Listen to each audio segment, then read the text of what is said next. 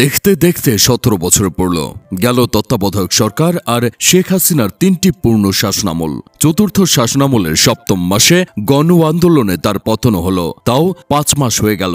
কিন্তু একটি প্রশ্নের জবাবে রয়ে গেছে আগের মতোই ধোঁয়াশা। সেটি হলো, কবে ফিরবেন তারেক রহমান?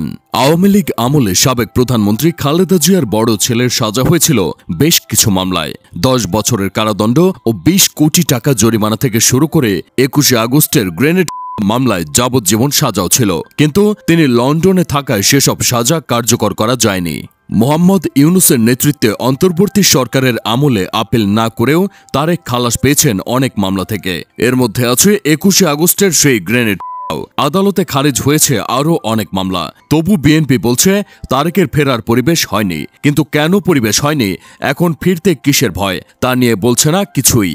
২০০১ সালের অক্টোবরে বিএনপি জামায়াত জোট ভোটে জিতে ক্ষমতায় আসে। প্রধানমন্ত্রী হন খালেদা জিয়া। তারেক রহমান হন বিএনপির সিনিয়র যুগ্ম মহাসচিব। তবে সরকারে তার প্রভাব ছিল ব্যাপক। তাকে ঘিরে তৈরি হয় একটি বলয়, আলোচিত হয়ে ওঠে হাওয়া ভবন। ২০০৭ সালের নির্বাচন নিয়ে বিরোধের মধ্যে হস্তক্ষেপ করে সেনাবাহিনী, জারি হয় জরুরি অবস্থা। বিএনপির রাষ্ট্রপতি ইয়াজউদ্দিন আহমেদ ছেড়ে দেন তত্ত্বাবধায়ক সরকারের দায়িত্ব।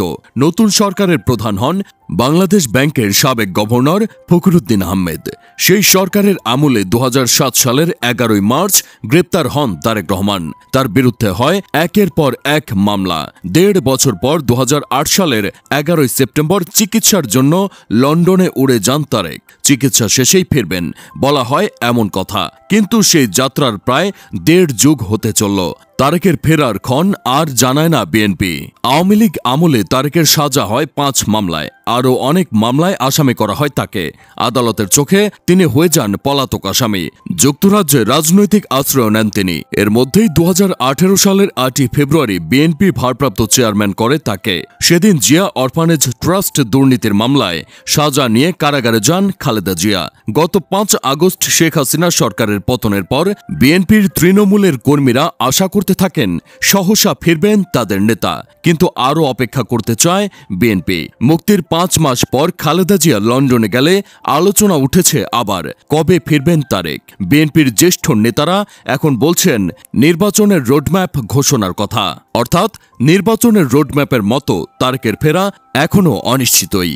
বিএনপি শুরুতে অন্তর্বর্তী সরকারকে নিরঙ্কুশ সমর্থন দেয়, তবে নির্বাচন প্রশ্নে এখন তৈরি হচ্ছে বিরোধ। তারেক রহমান বেশ কিছু মামলায় খালাস পেলেও কর ফাঁসি ও চাঁদাবাজির ১৫টি মামলা উচ্চ আদালতে স্থগিত।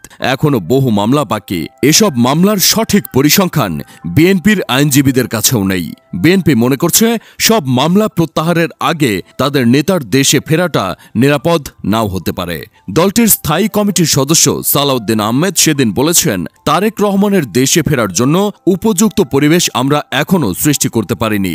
উপযুক্ত পরিবেশ কি সে বিষয়ে খোলাসা করছে না বিএনপি। তবে এরই মধ্যে উঠে গেছে -2 এর আলোচনা, মানে দুই প্রধান নেত্রী শেখ হাসিনা ও খালেদা জিয়া বাদ।